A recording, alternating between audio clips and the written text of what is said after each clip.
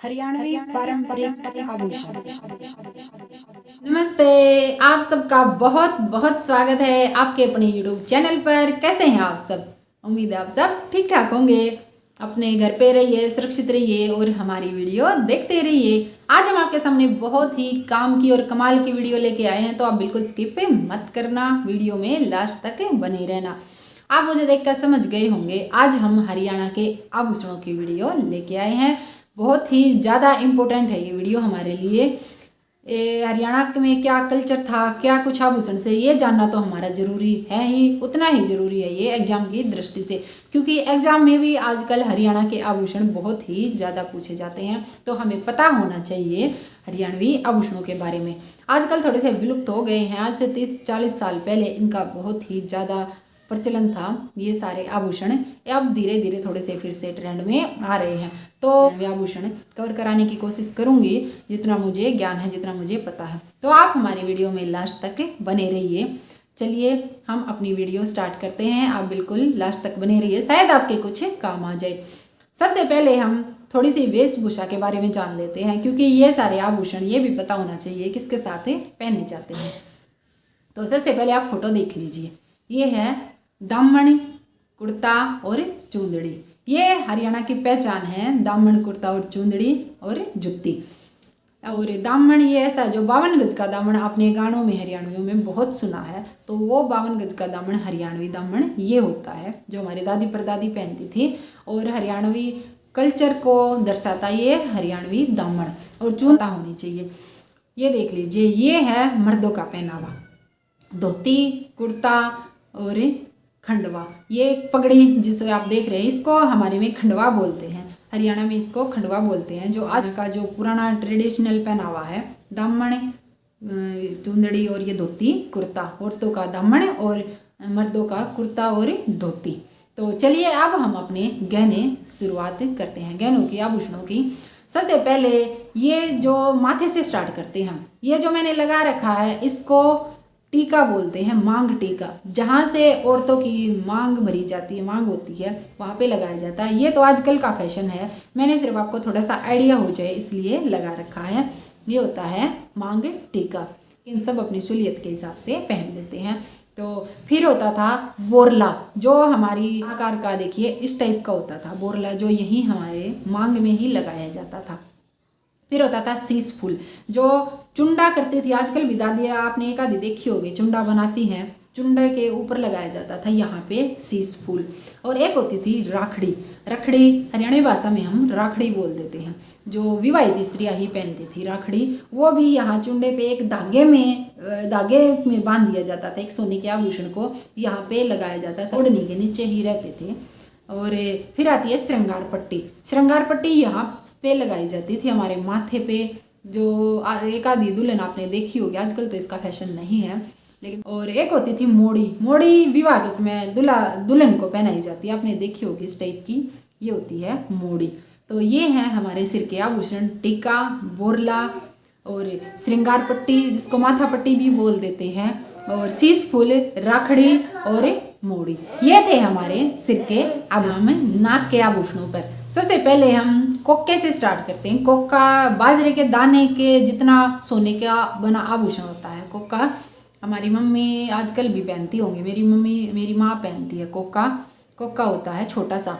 और फिर कोक्के से थोड़े से बड़े आकार की होती है लौंग, जिसमें छिद्र होते हैं और चपटे से आकार की होती है, और उसमें लाल हरे कलरफुल मोती से लगे होते हैं, वो होती है लौंग। देखी होगी आपने इस टाइप की, ये होती है लौंग। और फिर लौंग से बड़ी होती है, थोड़ा सा ज़्यादा ही बड़ा आकार होता है, बिल्कुल नाक के इस हिस्से को कवर कर लेती हैं, पुरली। पुरली होती है जो मेरी परदादी पहनती थी, इसी चौड़े आकार की, बिल्कुल सोने में जड़ी हुई और ऐसे चौरसी आकार की होती थी, थोड़ी सी मोटी सी इस टाइप की, ये होती थी पुरली। और ये सारी नाक के बाएं हिस्से में ही पहने जाते थे, नाक के सारे आभूषण बाएं हिस्से में। और फिर होती थी नथ बोलते हैं, जिसको दुल्हनें भी पहनती आ जाती थी इस टाइप की, ये होती थी नथ नाक के। और एक होती थी बेसर, जो नाक का जो बीच का ये हिस्सा होता है, इसको छिदवा के यहाँ पहनी जाती थी बेसर। इसका तो आजकल ट्रेंड बिल्कुल ख़त्म हो गया है। पहले कुछ महिलाएं पहनती थी जिनको शौक था। बेसर नाक के मध्यम हिस्से में ये थे नाक के आभूषण, कोका, लौंग और पुरली थोड़ी सी मोटे आकार की, और नथ जो यहाँ से यहाँ तक पहनी जाती थी, और बेसर। ये थे नाक के इतने ही आभूषण। फिर हम कानों पर आते हैं अपने। ये आप देख रहे होंगे, इनको बोलते थे झुमकी। यहाँ पे सिक्के के आकार की होती थी, जो बना हुआ पेंडल सा होता था, और नीचे ये ऐसे झुमका सा होता था, जिसमें ऐसे घुंघरू भी होते थे कईयों में, और सोने की ऐसे लड़ियाँ भी लटकी होती थी। इसको बोलते हैं हम झुमका। और ये होती थी गोल गोल आकार की इस टाइप की बालियाँ मोस्टली कुंवारी कन्याएं ही पहनती थी, इनको बोलते हैं बालियाँ। और फिर नाक के ऊपर जो कान है, कान के ऊपरी हिस्से में पहनी जाती थी बाली, इसको बोलते थे ओगन्या। ये तो आजकल भी ट्रेंड में है, इसको बोला जाता है ओगन्या। और जो बुजुर्ग स्त्रियाँ होती थी, ज़्यादातर मेरी परदादी पहनती थी, तो थोड़े से मोटे आकार की बिल्कुल सिक्के जैसी सोने में जड़ी हुई बुजनी इस टाइप की, थोड़ी सी भारी होती हैं ये बहुत, इनको बुजनी ये पहनती थी। और यहाँ से इनका एक डोरा होता था जो पीछे के हिस्से को ऐसे बांधता था, क्योंकि इनका वजन थोड़ा सा ज़्यादा होता था, इसलिए वो डोरा बांधा जाता था। ये होती थी बुजनी।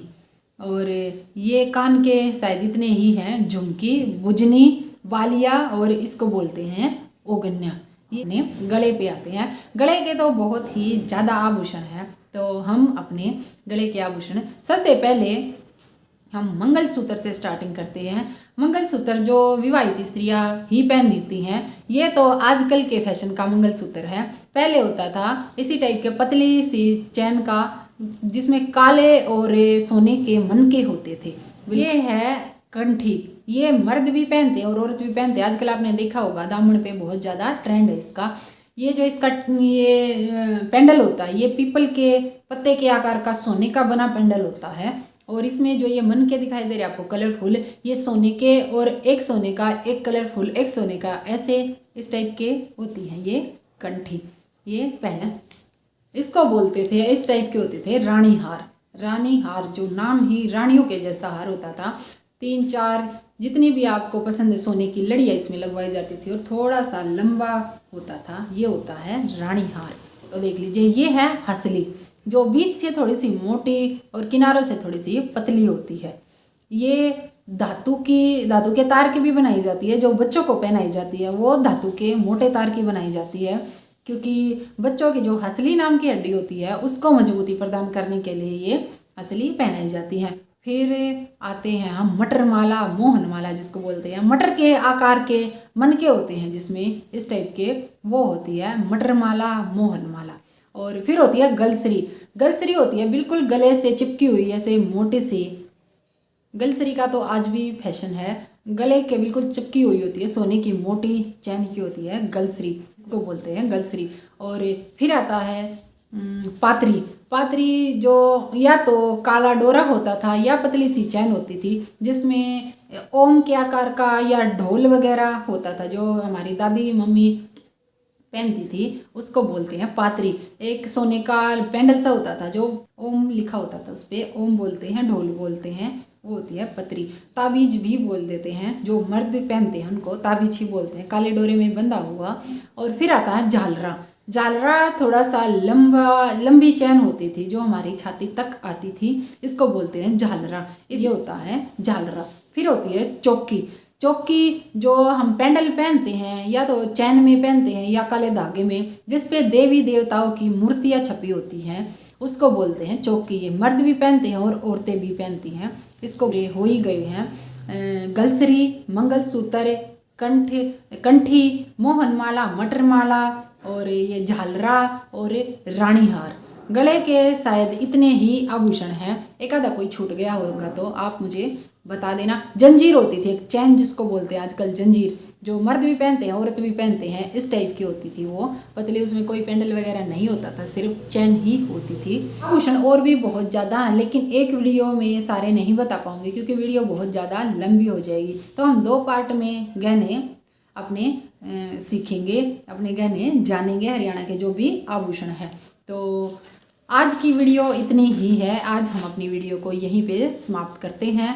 तो आप वीडियो को ज़रूर देखना। अगर आपको अच्छी लगे तो आप लाइक शेयर ज़रूर कर देना, और जो दर्शक मेरे चैनल पे नया, चैनल को फटाफट से सब्सक्राइब कर लेना ताकि हमारी दोबारा से मुलाकात हो सके। इसी के सेकंड पार्ट के साथ कल आपसे मुलाकात होगी। तब तक के लिए अपना और अपने परिवार का ध्यान रखिए। Bye bye. जय हरियाणा, जय हरियाणवी, जय हिंद, जय भारत।